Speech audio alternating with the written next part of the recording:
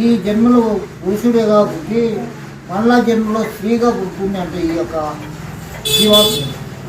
అందువలన ఈ యొక్క జీవాత్మని పుణ్య పాపాలు బట్టి వస్తుందని జన్మ. కానీ ఇంకా పాపాలు చేసుకుంటే పురుగు, జంతువు, పందులు, కుక్కలుగా జన్మిస్తారంట.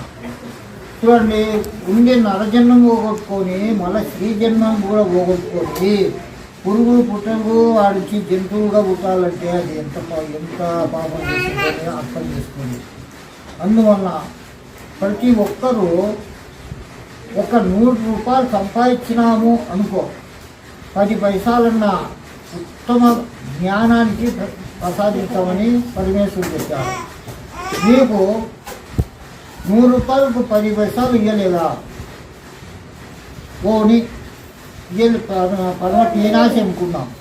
కానీ నువ్వు కనీసము నీ ఇంట్లో ఉన్న యజ్ఞకారకము లేకపోతే